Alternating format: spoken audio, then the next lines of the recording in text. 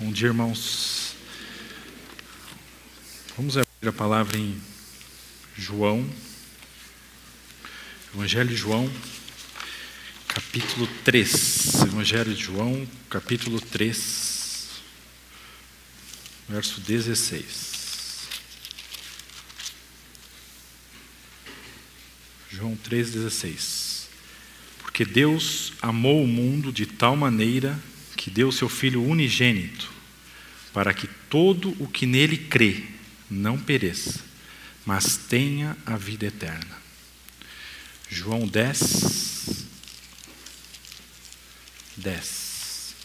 a segunda parte do versículo. João 10. Eu vim para que tenham vida e a tenham em abundância. E 1 João capítulo 5. 1 João capítulo 5, verso 12. Aquele que tem o Filho tem a vida. Aquele que não tem o Filho de Deus não tem a vida. Pai, nós te louvamos mais uma vez pelo privilégio de estarmos juntos e podemos ouvir a Tua palavra, Senhor. Sê conosco nesta manhã mais uma vez. Nós queremos mais das riquezas insondáveis de Cristo. Nós queremos a vida, Senhor. Escolhemos a vida, optamos pela vida. Não queremos nada do homem, Senhor, nada da carne, nada do mundo, nada de Satanás. Nós queremos apenas o Senhor Jesus. Nós encomendamos nas Suas mãos esse tempo. E te agradecemos já em nome de Jesus.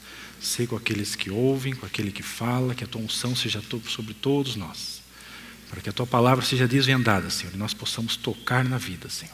A vida tocar em nós. Em nome de Jesus. Irmãos, o encargo para essas sessões das manhãs, as primeiras sessões das manhãs, será sobre as riquezas insondáveis de Cristo, como reveladas ao apóstolo João. Então nós vamos fazer uma divisão aí, no Evangelho de João em Apocalipse. O Evangelho de João ele tem uma divisão que a gente pode utilizar usando algumas palavrinhas-chave. Então, uma divisão clara é, do capítulo 1 ao capítulo 7 de João, nós podemos ver o destaque de uma palavrinha, a palavra vida, a palavra zoé. E em todo o Evangelho de João, a palavrinha zoé aparece 56 vezes, sendo que só nesse trecho ela aparece 42 vezes. Então, uma primeira divisão do Evangelho de João seria essa, João do 1 ao 7. Uma outra, aí a segunda parte seria do 8 ao 12, seria luz. A palavra luz também destaca nesse segundo trecho, que é 24 vezes em todo o Evangelho, mas nesse trecho aparece 11 vezes. Luz, de 8 a 12. E do 13 ao 21, a palavra amor. Ela vai aparecer em todo o Evangelho 44 vezes, sendo que só nesse trecho, do 13 ao 21, 36 vezes. Então, essa é uma divisão que fica bem clara no Evangelho de João, e nós vamos abordá-la nesses dias agora. E tem também a palavrinha glória, que aí refere-se ao livro de Apocalipse. Então, a palavra glória aparece no livro de Apocalipse 18 vezes, né? E no Evangelho de João ela aparece 40 vezes. Então, a divisão vai ser assim, vida, luz, amor e glória. Então, hoje o Carlos está comigo com relação à vida. O irmão Cláudio Pereira vai ficar com a parte de luz e amor, e o irmão Laurence vai ficar com glória, na sexta-feira, a última sessão. Então, em relação à vida, nós vamos prosseguir aqui em relação ao Evangelho de João, essa divisão dele, né, nós podemos observar o Evangelho de João como um evangelho com muitas peculiaridades. O irmão Bishop Westcott, ele fez uma divisão muito interessante, um estudo, né, comparando os evangelhos. Ele chegou na análise que o Evangelho de João é 92% único. Então, o Evangelho de João realmente ele tem muitas peculiaridades que nenhum outro evangelho tem. Né, para a gente comparar, o Evangelho de Marcos tem 7% só de peculiaridade, de particularidade, que só aparece no Evangelho de Marcos. Já bem diferente de João, que é 92%. Então, essas riquezas insondáveis de Cristo, como reveladas ao apóstolo João, tocando com ênfase em vida. Nós podemos ver, irmãos, no Evangelho de João, capítulo 1, o verbo encarnado. Né? O versículo 14, ele fala que ele se tabernaculou, ele habitou entre nós. E aí nós vemos o Senhor, então, vindo, né, a essa terra, tomando a forma de homem. E isso é revelado já no capítulo 1 de João. No capítulo 2 de João, tem um destaque ali que é uma festa. Festa de Canaã. Caná da Galileia, onde Jesus está presente. E a gente conhece o milagre ali da transformação da água em vinho. E é interessante ver isso. Por quê? Nós fazendo um paralelo com a nossa vida. Na nossa vida nós podemos pegar um exemplo como se fosse ou estivéssemos em uma festa. Enquanto tem vinho, está tudo muito bem, muito bom. Mas quando acabar o vinho, o que vai acontecer? A festa acabou. Cada um vai para sua casa, acabou a festa. Mas se Jesus estiver presente, o vinho nunca acaba. Então, irmãos, essa é na verdade, uma referência, né, para nós olharmos por esse aspecto, onde todos nós precisamos de Jesus. De alguma forma, a gente observa o mundo hoje está vivendo numa festa. E é verdade. O mundo brilha, tem oferecido muitas coisas, muito entretenimento, muita diversão, muitos passatempos. É como se fosse uma festa. Mas vai chegar o tempo que o vinho vai acabar. E se Jesus não estiver presente, é morte. Então, esse quadro aqui é uma figura para a gente poder entender um pouquinho sobre esse aspecto da questão da vida. Aqui a gente vê então uma figura da Trindade, o Pai, o Filho e o Espírito Santo. Lá no princípio, ontem nós começamos com o irmão Cristo já algumas coisas em relação ao princípio. A Trindade, onde fizeram aquela conferência, Gênesis capítulo 1, verso 26. Então, aqui representa como se fosse o terceiro céu, a Trindade. E aí, nós vimos que Deus formou o homem. Deus formou o homem completo, com corpo, com alma e com espírito. E aqui representando esses três copinhos aqui. 1 Tessalonicenses capítulo 5, verso 23, faz essa divisão bem clara para nós. Espírito, alma e corpo. Então, todos eles com uma função. O espírito com a função de comunhão com Deus. É através do espírito que nós conhecemos a Deus. A alma também com uma função. A alma tem a mente, a vontade, as emoções. E a alma me dá consciência de mim mesmo. Eu sei que eu sou eu por causa da alma. Eu penso, logo existo. Né? Isso fala em questão da alma. E o corpo também, que me dá consciência do mundo exterior. Eu tenho 5 sentidos, Deus nos fez aí com pelo menos 5 sentidos. Né? O tato, o olfato, o paladar, a audição. E isso me dá consciência do mundo exterior. Então, esse é o homem que Deus fez perfeito e completo. E colocou lá no Jardim do Éden e colocou para ele, né, uma série de árvores. E a gente sabe que colocou também lá a árvore da vida, estava lá, e a árvore do conhecimento do bem e do mal. E colocou o homem lá para lavrar e guardar. E nós sabemos o que aconteceu, aquela tragédia do capítulo 3, onde o homem desobedeceu. O homem optou por uma outra árvore que não a árvore da vida. Optou pela árvore do conhecimento do bem e do mal. E a gente sabe que essa árvore é tipificada, né, uma figura dela, um sentido dela, seria a independência. Então, a árvore do conhecimento do bem e do mal fala de independência. A árvore da vida fala de dependência. Então, por causa disso, o homem foi expulso do jardim. E aí, ele vem aqui um quadro aqui, ele sai da presença de Deus e agora ele vai para o mundo de trevas. Por isso que isso aqui está preto. E agora o homem está cada vez mais longe de Deus, se afastando. Né? Aquela figura de Lucas capítulo 10, ele está indo para Jericó, se afastando de Jerusalém. Cada vez mais longe de Deus. E aí a gente sabe que o Senhor teve que fazer algo para poder resgatar o homem. Aqui é uma figura tipificando Jesus Cristo. Jesus Cristo teve que vir a essa terra para poder redimir o homem. E a gente sabe que Jesus Cristo, ele nasceu do alto. Ele não nasceu do homem, do relacionamento do homem com uma mulher. Por quê? Porque todos pecaram e destituídos estão da glória de Deus. Então uma figura é, em Gênesis, no capítulo 3, a figura de Satanás como uma serpente, é como se Satanás tivesse picado a Eva. E, obviamente, picou Adão também. E essa picada, ela inoculou, ela injetou um veneno na corrente sanguínea de Eva e de Adão. Então, irmãos, né, a figura, obviamente, e aí Deus, obviamente, coloca o Adão como cabeça. Então, o Adão, o homem, está envenenado. Dentro do corpo do homem corre um veneno, que é o veneno da desobediência, da insujeição. E aí a gente sabe que o relacionamento de um homem com uma mulher vai gerar um outro filho, e esse filho também vai estar com o veneno no corpo dele. E o outro filho, todos envenenados. Essa é a figura do Senhor ter nascido do alto. O Senhor veio, né, tabernaculou, tomou a forma de um homem, mas ele nasceu do Espírito Santo. Porque se ele nascesse do homem, do relacionamento do homem com a mulher, ele também estaria envenenado. E o sangue dele não poderia ser oferecido. Então essa é um tipo, uma figura para a gente poder entender, né, obviamente, por que o Senhor teve que vir, porque de outra forma o homem não poderia se salvar a si mesmo. Toda a terra estava contaminada. E aí o Senhor veio, e uma figura interessante em relação à árvore, vamos lá em Gênesis,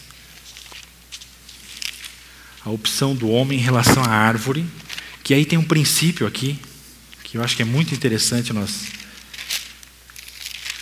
Gênesis capítulo 2, verso 9.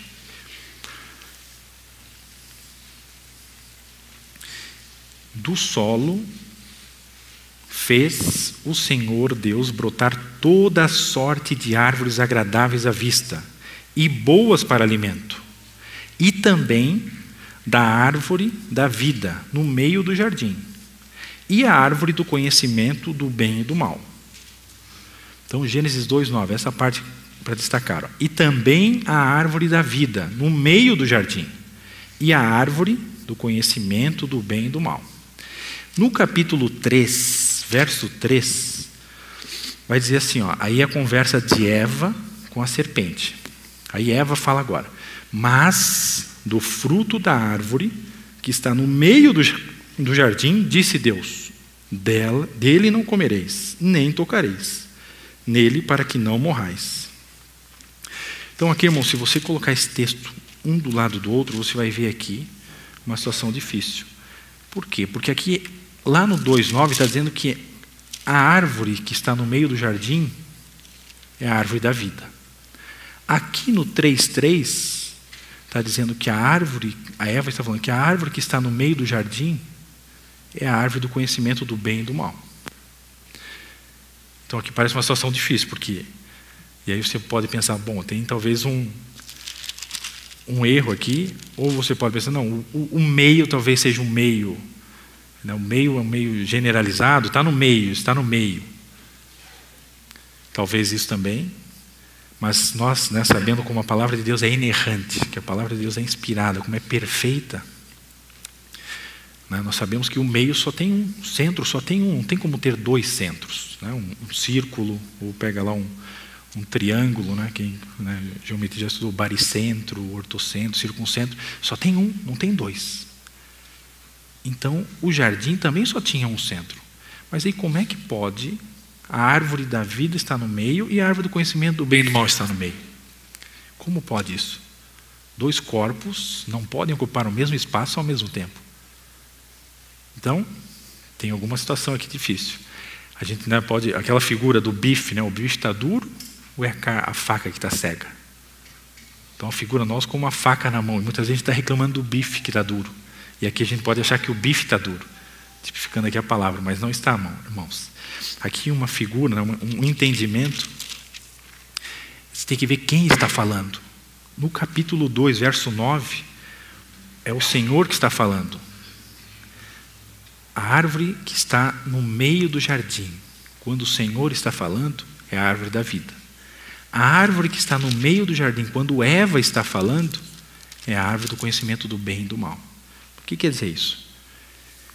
Como, usando uma figura olhando por cima agora, tenta imaginar agora você olhando por cima, como se fosse, o jardim fosse um círculo, uma figura de um círculo. O Senhor olhando, ele via no centro, ele via a árvore da vida. E a gente sabe que a árvore da vida tipifica o Senhor Jesus. Então, Deus olhando para o jardim, ele via a árvore da vida. Agora, Eva, quando ela olhou para o jardim, ela viu a árvore do conhecimento do bem e do mal. Então, irmãos, aqui para nós serve como uma lição, um princípio que, quando nós perdemos o foco do centro, quando nós tiramos os olhos de Jesus, nós estamos muito perto de cair, muito perto de sermos enganados. E conserve isso, irmãos. Quando Jesus não é o nosso foco, quando os nossos olhos não são simples, onde só olhamos para Jesus. Mateus capítulo 6, verso 22. Se teus olhos forem bons, todo o teu corpo será luminoso. Aquele bons ali é simples no original. Se os teus olhos forem simples, o Senhor usa uma figura, um paralelo com os olhos de pomba. Em Cantares aparece pelo menos 3 vezes. 2 vezes em relação à noiva e 1 vez em relação ao noivo. Olhos simples, olhos como os da pomba, olhos como os da pomba. E a pomba tem uma particularidade que ela só consegue olhar para um objeto de cada vez. Ela não consegue olhar para 2 objetos ao mesmo tempo. Então, é uma figura muito linda para nós, como exemplo. Olhos como de pomba. Para você só ter um foco, um ponto de Deus, só uma visão. O Senhor Jesus. Quando você está vendo outra coisa, além de Jesus, pode ser até, é o começo da queda. Então, irmãos, isso serve para nós, para nosso coração ser sondado. No Salmo 139, verso 24, fala: vê se há em mim algum caminho mau. Aquela palavrinha mau ali é ídolo. Vê se há em mim algum ídolo. Ídolo. Vê se há em mim algum ídolo, Senhor, e guia-me pelo caminho eterno, pelo teu caminho eterno. Irmãos, é só o Senhor que pode nos sondar, não tem dúvida disso. Mas continuamente nós temos que estar diante do Senhor e pedindo isso. Senhor, sonda-me, Senhor. Porque nós somos tendentes, irmão, a escolher a árvore do conhecimento do bem e do mal, por causa desse veneno que está na corrente sanguínea nossa. E aí, voltando para cá então, nós sabemos que Jesus veio e ele vai fazer o resgate do homem, o sangue dele é derramado. Esse sangue não tem veneno da serpente, então é o sangue que Deus aceita. Deus aceitou o sangue de Jesus. E aí, o que aconteceu? Jesus morreu na cruz. Aqui é uma figura, então, aqui é a cruz. E esse buraco aqui, ó, que é intransponível para o homem, só através da cruz. E aqui vai encaixar direitinho, ó. Vai mostrar que só através de Jesus nós mudamos de posição. E aí eu estava aqui, cada vez indo mais para longe de Deus, cada vez mais distante, através do sacrifício. Deus me posiciona agora numa nova realidade. Essa nova condição, irmãos, é a figura aqui agora do novo homem. Vamos pegar esse copinho aqui como o novo homem. E aqui a gente sabe que Jesus Cristo, ele se assentou à destra, e aí o Espírito Santo vem. O Espírito Santo vem, o Espírito Santo aqui também está o Pai, o Filho e o Espírito Santo, a Trindade. E o Espírito Santo vem e faz agora a habitação no homem. E a nova vida que a gente vai viver agora não é mais baseada na carne. Agora é baseada no Espírito. Mas para isso a gente sabe que o velho homem tem que permanecer morto na cruz, porque a hora que ele se levanta, ou se ele é alimentado, vamos usar assim a figura, a cruz não opera. Então aqui uma figura que, para mim caminhar nesse caminho aqui, eu tenho que caminhar com o velho homem crucificado. Aqui tem um arame que eu coloco do lado para mostrar que quando a cruz não opera, o que acontece? Aí o velho homem, como se ele ressuscitasse, ele ganhasse força, e aí você sai, né, de uma posição que você estava e vai para outra. Porque o pecado ele causa separação entre Deus e o homem. Você estava nesse caminho aqui coberto pelo sangue, por isso que isso aqui é vermelho. E agora você escolheu se alimentar de outra árvore, que não da árvore da vida. A tua posição passa essa. Aqui, né, pelo menos o entendimento, tem que você não tem como voltar para cá, crucificar Cristo novamente. Não. O que acontece, você é como se fosse, a gente usa muito a palavra desviado, está desviado do caminho. O que acontece, claro, se permanece aqui, vai ter, obviamente, perda, punição. Isso, obviamente, fala do reino. Né? E aí a gente sabe, tem uma série de textos que a gente não vai estudar agora, mas fala sobre essa questão da condição do homem, né, em relação à disciplina de Deus. Deus vai disciplinar, Deus vai corrigir. Então, voltando no Evangelho de João, nós vamos ver agora pelo menos 8 exemplos das pessoas que estavam naquele caminho lá, indo para baixo, cada vez mais longe, e todas elas tiveram que fazer escolhas. Assim é conosco, assim foi conosco, e assim continua sendo conosco, e vai continuar sendo. No capítulo 2, então, tem essa festa que, quando tinha vinho, estava todo mundo alegre e contente. Quando acabou o vinho, se tivesse acabado o vinho, né, como acabou o vinho, e se Jesus não estivesse ali, a festa com certeza teria acabado também. Mas pelo fato de Jesus estar presente, a festa continua. Irmãos, o capítulo 3 agora vai começar. Jesus tem encontro com várias pessoas, né? E no capítulo 3 ele se encontra com um homem, que é Nicodemos. Então a figura de Nicodemos é a figura de um homem moral. Ele vai se encontrar com Jesus à noite e vai conversar com Jesus. Reconhece em Jesus algo diferente, especial, que ele realmente tinha algo de Deus. E esse encontro desse homem moral, obviamente que transforma, muda a vida dele, eu acredito nisso, porque no capítulo 19, depois a gente vai ver que Nicodemos vai lá, leva 34 quilos de bálsamo e tal, para embalsamar o corpo do Senhor. Então, realmente, eu creio que ele teve uma experiência com o Senhor. Nicodemos significa vitorioso entre o povo. Nicodemos é um homem moral, o primeiro homem que a gente vai ver aqui, né, estamos vendo aqui rapidamente, que encontra-se com Jesus. Esse homem moral, ele também precisa de Jesus. Embora seja um homem que, usando agora, contextualizando, paga os impostos, é um homem de família, trabalhador, vocês ou nós já pensamos assim, ou já ouvimos muito isso. Eu faço tudo direito. Esse é o homem moral. No capítulo 4, tem um encontro agora com a figura aqui da mulher samaritana, mas uma figura do homem, como um homem insaciável. Ela teve 5 maridos e agora o que tinha não era o marido dela. Por quê? Porque ela bebia de uma água que nunca dessedentava, sempre tinha sede. Então aqui é a figura do homem insaciável. Então, no capítulo 3, o homem moral, no capítulo 4 agora, se encontra com um homem insaciável, onde ele não se satisfaz. Tem que fazer uma escolha também. E eu creio que a mulher samaritana, a gente sabe aqui pelo texto, que ela também teve uma experiência com o Senhor. Então, irmãos, o homem moral precisa de Jesus. O homem insaciável precisa de Jesus. E agora vamos ver o capítulo 4, ainda no 46. Até o 54 vai aparecer agora um homem doente. Esse homem doente, ele também precisa de Jesus. E esse homem doente quem é? Esse homem moral quem é? Esse homem insaciável quem é? Irmãos, esse sou eu, esse é você. Ou você se enquadra talvez nos 8, ou você vai se enquadrar em 1, ou 2, ou 3, mas com certeza num desses 8 você vai se ver aqui. Irmãos, todos nós estamos, ou estávamos, né? Porque a vida agora já operou em nós, estávamos doentes. Todos nós. O pecado nos deixou doentes. No capítulo, agora no 5, tem o 4º homem. É um homem paralítico, 38 anos. E esse homem, irmãos, não podia andar. Ele não tinha como se achegar a Deus. O que aconteceu? Quem é que veio?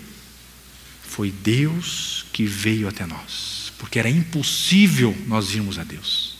Nós estávamos paralisados. A paralisia do pecado nos bloqueou. Não tinha como nos chegarmos a Deus.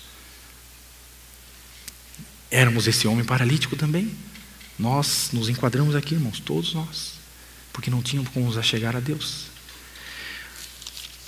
Agora, irmãos, no capítulo 6, o homem faminto. O homem faminto. O homem faminto aqui, multiplicação, isso. O quinto homem, o homem faminto. Ou aqui no caso, a multidão, mas a gente tipificando na figura de um homem, seria um homem faminto. Irmãos, esse homem aqui somos nós também. Nós estamos famintos. Se não for Jesus nos alimentar, nós morreríamos de fome. Porque só Ele tem o pão da vida. Ele é o pão da vida. No capítulo 8 agora.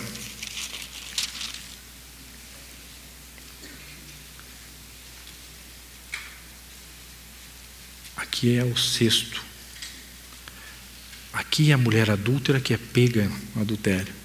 Aqui, irmãos, a figura seria o homem escravo do pecado. Todos nós éramos escravos do pecado. No caso dela aqui, o adultério, mas no nosso, qualquer outro que a gente possa nomear. Todos nós, escravos do pecado. Tivemos que fazer escolhas. E ela, com certeza, ela também escolheu. A gente sabe que ela foi perdoada pelo Senhor. Agora no capítulo 9, o sétimo encontro. O homem cego. Irmãos, todos nós éramos cegos. Todos nós. O único que tinha visão, que veio a essa terra, foi Jesus. Ele é o único que enxergava.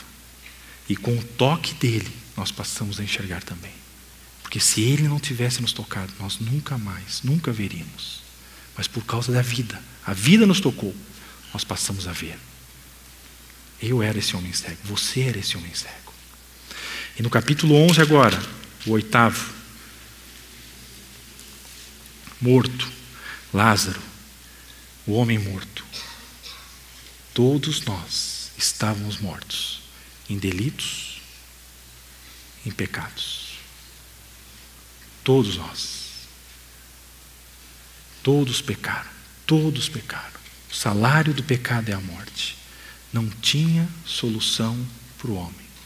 Aquela figura que eu acho uma figura muito linda, onde a terra é como se fosse um grande caixão, onde todos nós estávamos mortos. Mas teve que vir alguém de fora e entrar nesse caixão e poder levantar a tampa para podermos sair. De outra forma, nós nunca conseguiríamos sair. Teve que vir alguém vivo. Entrou no caixão e saiu. Ele ressuscitou. E ele agora abriu um novo e vivo caminho para Deus. Para nós. Para nós chegarmos a Deus. Somente através de Jesus. Então, irmãos, essa figura desses 8, essas 8, vamos chamar assim, de personalidades, ou 8 homens, nós estamos aqui. A maioria deles, vocês viram? Ou em todos eles? Que nós não somos melhor do que nenhum deles aqui. Todos nós estávamos condenados. E agora, irmãos, a questão da árvore da vida e a árvore do conhecimento do bem e do mal. Então nós vimos ali que quando Eva fala, para Eva a árvore que estava no meio era a árvore do conhecimento. Mas quando Deus fala, a árvore que está no centro é a árvore da vida. E a gente sabe que a árvore da vida é tipificada pelo Senhor Jesus. E é interessante observar que a palavra de Deus, ela na verdade, tem todo um dualismo, vamos chamar assim, desde Gênesis vai até Apocalipse, onde tem a vida e a morte, o bem e o mal, né? A tarde e manhã. Nós temos várias figuras sobre esse dualismo. E nós também, a carne e o espírito é um dualismo. Continuamente nós temos que estar, né, vigiando. Então, aqui a figura da árvore da vida e da árvore do conhecimento do bem e do mal. É interessante observar que a árvore do conhecimento do bem e do mal, que tipifica a independência, a desobediência, essa foi a opção que Adão fez. E nós, por consequência, também fizemos essa opção. E a questão, irmãos, que aí a gente começa a observar na nossa vida a influência que essa árvore tem do conhecimento do bem e do mal. Por quê? Porque a gente vai ver agora alguns detalhes na vida de Jesus. Quer ver? Vamos ver aqui como é que Jesus pensava, como é que Jesus tratava, como é que Jesus agia em relação a essa situação da árvore da vida. Jesus nunca comeu da árvore do conhecimento do bem e do mal. Ele nunca foi independente de Deus. Tudo que ele fazia conforme o Pai mandava, conforme ele via o Pai fazer. Ele era totalmente dependente. Isso tipifica, obviamente, pela árvore da vida.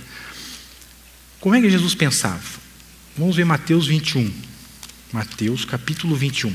Se Jesus, ele nunca comeu da árvore do conhecimento do bem e do mal, como é que Jesus tratava então as situações? Como é que ele vivia em relação quando aparecia algum julgamento, alguma situação que ele tinha que tomar uma posição? Como Jesus respondia? Como é que Jesus se saía dessas situações? Capítulo 21, verso 25. Mateus 21, 25. Donde era o batismo de João? Do céu ou dos homens? E discorriam entre si. Se dissermos do céu, ele nos dirá, então por que não acreditasse nele? E se dissermos dos homens, é para temer o povo, porque todos consideram João como profeta. Então responderam a Jesus, não sabemos. E ele, por sua vez, nem eu vos digo com que autoridade faço estas coisas. Irmãos, aqui a gente vê como Jesus julgava. A forma como Jesus coloca aqui é: o batismo de João era do céu ou era da terra? Ele não coloca o batismo de João era certo ou era errado. O batismo de João era bom ou era ruim? E Jesus não fala isso. Por que ele não fala isso? Vamos ver outro texto agora. Mateus 22, 17. 17 ao 21. 22, 17 e 21. Outra situação que colocaram Jesus numa situação muito difícil. Questão do tributo. 22, 17. Dize-nos, pois que te parece? É lícito pagar tributo a César ou não? Jesus, porém, conhecendo-lhes a malícia, respondeu: por que me experimentais, hipócritas? Mostrai-me a moeda do tributo. Trouxeram-lhe 1 denário. E ele lhes perguntou: de quem esta efígie e inscrição? Responderam: de César. Então lhes disse: dai, pois, a César o que é de César, e a Deus o que é de Deus. Irmãos, estão vendo, né? Obviamente a gente fica maravilhado com a sabedoria do Senhor. Mas aqui o princípio está. A árvore da vida. O princípio está. É celestial ou é terreno? Jesus não faz distinção entre certo e errado, bem e mal. Por quê? Porque ele, né, sendo a árvore da vida, tipificando onde só comia da árvore da vida, ele nunca se alimentou da árvore do conhecimento do bem e do mal. Então ele não usa esse julgamento certo e errado, bem e mal. Agora você começa a perceber na sua vida, na minha vida, como a gente usa o julgamento bem e mal, o certo e errado. Quando o Senhor quer que a gente julgue diferente, é celestial ou é terreno? Isso vai me aproximar de Deus ou não vai? Eu vou assistir esse programa agora. Isso é da vontade de Deus? Vai agradar ao Senhor ou não vai? Isso vai me aproximar mais do Senhor? Vai edificar? Eu vou fazer esse negócio agora. Eu vou fazer tal coisa. Irmãos, quando nós agimos pela nossa própria força, pela nossa vontade, pela nossa própria mente, que árvore que a gente está se alimentando? Irmãos, entende como é sério isso? O que o Senhor quer é que nós comamos apenas da árvore da vida. Vamos ver outro exemplo aqui. João 8, 23. João 8, 23.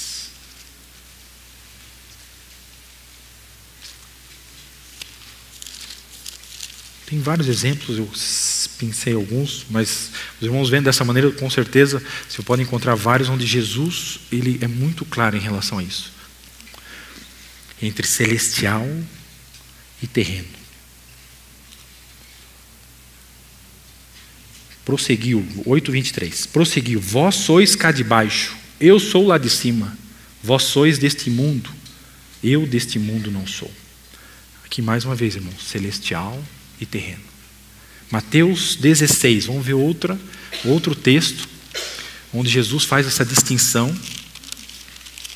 Mateus 16, 23. 16, 23.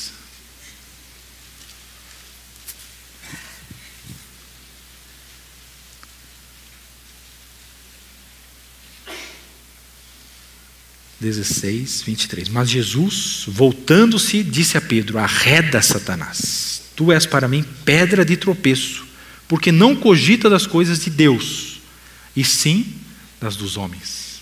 Mais uma vez, celestial, não cogita das coisas de Deus, cogita das coisas dos homens, terreno. Irmãos, como essa figura onde nós temos dentro de nós esse veneno correndo. Isso fala da carne, do velho homem. Nós podemos usar uma figura assim. Nós somos formados do pó da terra. O Senhor nos formou do barro, do pó da terra. Então, uma figura como nós, um pequeno jardim do Éden. Formado do pó da terra, dentro de mim agora, eu tenho a árvore ainda do conhecimento do bem e do mal, por causa da queda do homem, por causa do veneno da serpente. E dentro de mim agora, pela nova vida, eu tenho a árvore da vida. Porque o Espírito Santo, ele habita em mim, ele habita em você. Então a figura é que dentro de mim, ou eu, uma figura assim, nós, seres humanos, somos como um pequeno jardim do Éden. Éden significa deleite, prazer. E é onde Deus tem prazer estar, onde Deus quer estar. Porque Deus não habita em tabernáculo, em templo feito por mãos de homem. Então nós, como um pequeno Éden, nós temos que diariamente, continuamente, estar tomando uma decisão. Que árvore eu vou comer? Que árvore eu vou me alimentar? Se eu escolher a árvore do conhecimento do bem e do mal, independência. Eu vou fazer aquilo que eu quero. Se eu me alimentar da árvore da vida, eu vou estar em comunhão com Deus e vou fazer aquilo que o Senhor, que Deus quer que eu faça. Uma figura, irmãos, para entendermos também é a vida de Moisés. Moisés teve que tomar uma decisão na vida dele também. Quando ele viu aqueles dois homens lutando, ele viu um hebreu e um egípcio. Eles estavam brigando entre si. E ele teve que tomar uma posição ali. Dentro dele, ele viu aquela luta. Por quê? Porque ele era hebreu, mas foi criado no Egito, na cultura egípcia. E ele teve que tomar uma decisão. Ele tinha que matar um dos dois. Se ele matasse o hebreu, ele ia seguir Faraó, ia seguir o egípcio. Se ele matasse o egípcio, Faraó ia se irar com ele. Ele tinha que abandonar o Egito e seguir o hebreu. Vocês entendem o paralelo conosco? Dentro de mim eu tenho um egípcio e um hebreu. Eu tenho que continuamente tomar a decisão: quem vai morrer? Porque se eu decidir que o egípcio vai viver, significa que o hebreu vai morrer. Se eu decidir pelo egípcio morrer, o hebreu vai viver. E aqui, irmãos, fala desse dualismo onde o hebreu é o novo homem e o egípcio é o velho homem. O egípcio se alimenta da árvore do conhecimento do bem e do mal. O hebreu se alimenta da árvore da vida. Conforme as minhas escolhas, é esse que eu estou decidindo quem vai viver e quem vai morrer. Irmãos, quão sério é isso? Quão sério é? E quão difícil é? Porque até para mim escolher eu preciso do Senhor, a gente sabe disso. Que nós por nós mesmos, irmãos, somos falhos, fracos, somos mortais. Nós não podemos nada em nós mesmos. Temos que clamar pela misericórdia de Deus. Mas o livre-arbítrio, Deus deu ao homem. A escolha é você que faz. E Deus ainda, em Deuteronômio a gente sabe, a gente vai depois ler esse texto, onde Deus dá a dica ainda. A morte e a vida estão adiante. Escolhe a vida. Escolhe a vida. Irmãos, então essa figura aqui, onde o homem tem a opção de escolha entre qual árvore vai se alimentar, a forma como ele julga, está baseado no qual árvore ele está se alimentando. A forma como ele vive está baseado aí na árvore que ele está se alimentando. E aqui nós sabemos que o homem agora, sendo nova criatura, tudo se fez novo. As coisas velhas se passaram. Mas ainda assim, eu sei que algumas coisas Deus dá e outras são desenvolvidas. A justificação, nós somos justificados já. Todos fomos justificados em Cristo, feito justo em Cristo, por causa de Cristo, por causa da obra de Jesus. Mas a santidade, não, a santidade está sendo desenvolvida, que fala disso, do velho homem e do novo homem, onde entre eles tem essa luta. E a santidade fala disso, onde o velho homem deve, obviamente, vai morrendo, precisa, obviamente, definhar para que o novo homem viva. Uma figura que marcou muito o início da minha experiência com o Senhor, onde o irmão explicou assim para mim, é como se você tivesse dentro de você 2 cachorros, um branco e um cinza, aonde o cachorro branco fala do novo homem, o cachorro cinza fala do velho homem, e você só tem uma porção de comida, a cada dia, uma porção de comida. Você tem que decidir qual você vai alimentar. Se você alimentar o cachorro branco, o cinza vai ficar sem comida e vai ficar fraco, e vai morrer. Se você alimentar o cachorro cinza, o branco vai ficar fraco, e o cinza vai prevalecer. Irmãos, isso foi de grande ajuda para mim, tem sido até hoje. A decisão que eu tenho que tomar diariamente, várias vezes por dia, dezenas, centenas, milhares de vezes por dia, é qual cachorro eu vou alimentar. Quem vai morrer, o hebreu ou o egípcio? Que árvore eu vou comer? A árvore da vida ou a árvore do conhecimento do bem e do mal? A escolha é minha. Então, irmãos, aqui a figura é, nós agora estamos num processo de santificação. E a glorificação ainda vai vir. Nós vamos ser glorificados. Está no futuro. Então, a justificação no passado, a santificação está no presente, está sendo desenvolvida, e a glorificação lá no futuro. Então, algumas coisas Deus deu, outras são desenvolvidas. O caráter, é o exemplo disso. Então, a salvação nós já temos. Uma vez dada, Deus não tira, porque a salvação é um presente, é um dom. A salvação eu não fiz nada para merecer. Foi única e exclusivamente obra do Senhor. Mas a questão agora do galardão, da recompensa, aí é diferente. Então, a salvação é uma coisa, a recompensa, o galardão é outra. Por isso que vai falar aqui do desenvolvimento da vida cristã. Nós podemos ficar aqui por toda a nossa vida. Vamos dizer, num primeiro estágio. Não é a vontade de Deus, com certeza. Por que nós muitas vezes ficamos travados aqui? Não desenvolvemos. A pessoa já tem anos de caminhada e não cresce. Em Hebreus capítulo 5 vai falar desse tipo. Hebreus 5. Onde era para ser mestre.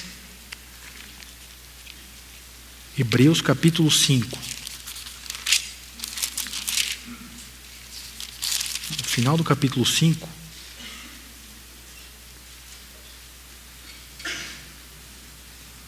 (12). 5:12, Hebreus 5:12. Pois, com efeito, quando devíeis ser mestres, atendendo ao tempo decorrido, tendes novamente necessidade de alguém que vos ensine de novo quais são os princípios elementares dos oráculos de Deus. Assim vos tornastes como necessitados de leite e não de alimento sólido. Ora, todo aquele que se alimenta de leite é inexperiente na palavra da justiça, porque é criança. Irmãos, aqui você pode estar nesse estágio e continuamente nesse estágio. Por quê? Aqui tem uma figura onde tem essas cordinhas aqui, ó. O que significa isso aqui? Significa o seguinte: você ganhou uma nova vida e agora você foi transportado do reino das trevas para o reino do Filho do seu amor.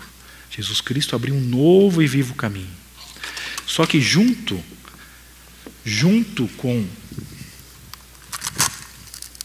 com a tua mudança, nós sabemos disso, irmãos, que vem coisas, vou pegar aqui, que estão presas. É como se nós estamos ainda muito arraigados a esse mundo. Isso nos impede de crescer. Lembra o conselho de Paulo a Timóteo, um soldado, quando ele é alistado? Ele não se envolve com as coisas dessa terra. Lembra da figura do trigo? O Senhor nos coloca uma figura como o trigo, a raiz dele é podre, solta para esse mundo. É como se pudesse soltar facilmente, porque não está apegado. Lembra de Paulo aos Coríntios? Ter como se não tivesse, possuir como se não possuísse. Não coloca o coração nisso. Lembra do Salmo 139, verso 24? Vê se há em mim algum ídolo e guia-me pelo teu caminho eterno. Irmãos, isso tudo pode ser embaraço e eu não vou progredir. Isso aqui às vezes são coisas listas, como a gente sabe, mas nem tudo me convém. Por quê? Porque se isso vai causar impedimento para mim correr a carreira, eu não quero. Então, irmãos, esses laços aqui, aí são vários, né? O Espírito Santo fala conosco na sua particularidade, mas isso são barreiras, impedimentos para o nosso crescimento. E quando nós pecamos, a gente sabe que nós saímos da posição e o pecado vem, o velho homem, né, na figura da opção da árvore que você se alimentou, e você sai da posição que você estava, e como se o velho homem, agora aquele cachorro cinza, ganhou força. E a velha criação, Satanás tem direito sobre ela. E aí ele vem, sim, ele pode fazer muito estrago aí. A salvação, eu creio, você não vai perder. Mas a alegria da salvação você perde. A comunhão com Deus você perde. E obviamente que para voltar para cá você tem que confessar o teu pecado. Porque nós temos um advogado junto ao Pai. E deixar Ele, para que alcance misericórdia. Então, irmãos, como é que funciona então essa questão de desembaraço? Hebreus capítulo 12 vai responder para nós. Você quer correr a carreira? Aquele que é santo, continue a santificar-se ainda mais. Hebreus 12. Portanto, 12:1. Portanto, também nós, visto que temos a rodear-nos tão grandes nuvens de testemunhas, essas do capítulo 11, que deram exemplo para nós, desembaraçando-nos de todo o peso e do pecado que tenazmente nos assedia, corramos com perseverança a carreira que nos está proposta, olhando firmemente para o autor e consumador da fé, Jesus, o qual, em troca da alegria que lhes estava proposta, suportou a cruz, não fazendo caso da ignomínia, e está assentado à destra do trono de Deus. Irmãos, aqui o segredo é olhando firmemente para o autor e consumador da fé. Lembra da experiência de Eva? Quando ela olhou para o jardim, ela viu a árvore do conhecimento do bem e do mal como centro. Porque os olhos dela não estavam firmemente na árvore da vida. E aí isso é o princípio da queda. E aqui fala que desembaraçando-nos de todo o peso e do pecado. Então tem duas coisas aqui. Tem o peso, corredor, o maratonista. Vocês já viram ele correndo com mochila nas costas? O mais leve possível. Os shorts mais leve, a camiseta mais leve. O mais leve possível, não pode ter peso nenhum. Não é assim? Nós estamos, irmãos, numa maratona, de certa forma. Assim, irmãos, é a carreira que o Senhor quer que a gente corra.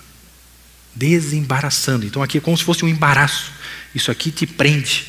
Se isso está te prendendo, não te permite, o que vai acontecer? Vai te prender. E você não vai correr, você vai caminhar. Isso o que significa? Significa que você vai ficar no leitinho, no leitinho, no leitinho, no leitinho, no leitinho. Você não desenvolve a vida de Deus. Por causa dos embaraços, por causa da prisão, por causa das escolhas, por causa do alimento. Porque aquilo que você está optando é a morte e não a vida. Então, uma outra figura aqui para nós entendermos, para finalizar, eu usei esse tubo aqui para explicar algo também. Os irmãos fixarem bem essa mensagem. O que é isso? A questão é o seguinte, aqui está escrito morte, e aqui está escrito vida e ressurreição. Irmãos, tudo o que nós temos, o que nós somos, tem que passar pelo altar de Deus. Nós estávamos mortos em delitos e pecado. E tudo o que fazíamos, como o que éramos também, morte. A questão é, aqui é uma figura como se fôssemos nós. E aí, está aqui, e aí Deus operou a vida em nós. E nós saímos aqui do outro lado, vida. Por quê? Porque a vida nos tocou. Ele é a vida. Nele está a vida. Ele nos tocou. E aí nós podemos sair do outro lado. E aí fomos transportados do reino das trevas para o reino da luz. Mas nem tudo que está do lado de cá, junto conosco, o Senhor vai tocar para sair aqui desse outro lado. O que significa então isso? Significa que talvez tem planos, tem ideias, tem vontades suas, e o Senhor está aqui. E o Senhor fala, filho, isso não vai. E aí vem aqui e vai sair aqui. Ó. Não caiu, não passou lá. Se não saiu lá, significa o quê? Que não veio para cá. O não veio para cá, né? Não veio para esse outro reino, significa que ficou preso lá. Significa que não vai. Se for, irmãos, se for da vontade de Deus, é como se isso aqui, ó, ficasse escondido aqui dentro. Saiu do outro lado, a vida tocou. Isso não vai ser embaraço para você. Por quê? Porque os nossos olhos só estão em Cristo, olhando firmemente para Jesus. Ele é o nosso alvo maior e único. Isso não vai ser embaraço. Você vai ter como se não tivesse, possuir como se não possuísse. Isso não vai te prender, porque isso está dentro da vontade de Deus. Agora, se algo que está te impedindo, algo que está te bloqueando, algo que está te atrapalhando, pode ter certeza, é algo que você está lutando com Deus, está forçando, porque Deus não permitiu sair do outro lado. Significa que está do lado da morte ainda. E se está do lado da morte, vai te bloquear, vai te limitar a carreira.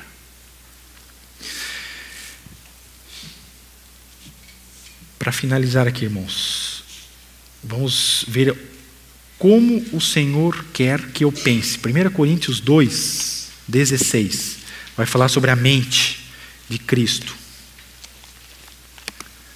1 Coríntios capítulo 2, verso 16.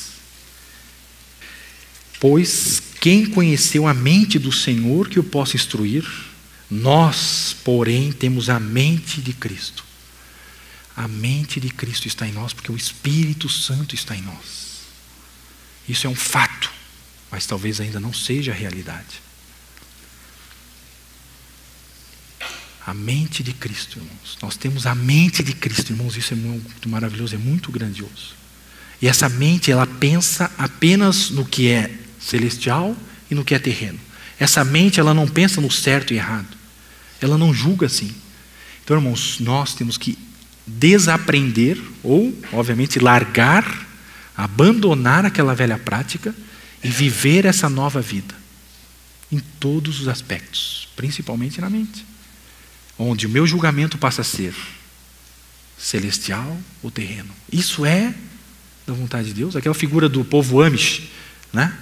Que eles não têm nem energia elétrica em casa, porque a figura que um entendimento é que eles não querem nada que venha do mundo. Então um cabo que venha do mundo, eles não querem. Eles não têm energia elétrica, Tem um grupo muito grande na Pensilvânia.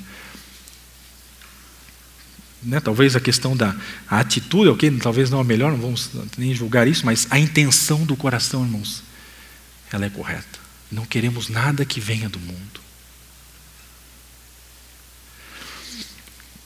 Vamos ver outro texto aqui, Romanos 12. Romanos 12. Então, como vai ser então essa questão da renovação? Como é isso? Romanos 12, 2. E não vos conformeis, não tomeis a forma desse mundo, deste século, mas transformai-vos pela renovação da vossa mente, para que experimenteis qual seja a boa, agradável e perfeita vontade de Deus. Irmãos, a nossa mente precisa ser transformada. Metamorfose. E na verdade, é a troca para a mente de Cristo, porque a nossa mente está caída. A nossa mente está viciada na árvore do conhecimento do bem e do mal. E agora nós precisamos da mente de Cristo, que se alimenta única e exclusivamente da árvore da vida. Filipenses 4:8. O que o Senhor quer então que ocupe o nosso pensamento?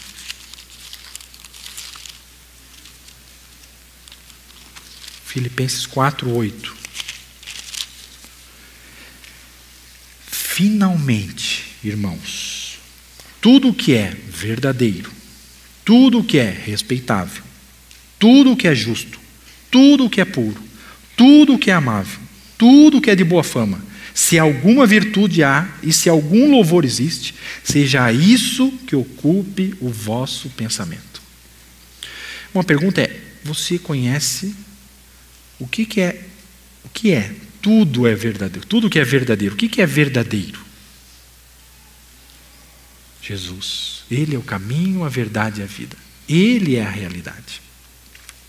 Tudo o que é respeitável. Conhece alguém mais respeitável que Jesus? Tudo o que é justo. Conhece alguém mais justo que Jesus? Tudo o que é puro. Conhece alguém mais puro que Jesus? Tudo o que é amável. Conhece alguém mais amável que Jesus? Tudo o que é de boa fama. Conhece alguém que tem mais boa fama que Jesus? E se alguma virtude, e se algum louvor existe, seja isso que ocupe o vosso. O que é para ocupar o nosso pensamento então? Cristo. Árvore da vida. Apenas isso. Irmãos, é tão simples, mas a gente sabe que é tão difícil. E é aí que a gente precisa, obviamente, do Senhor. O último texto, então, Deuteronômio 30, 19.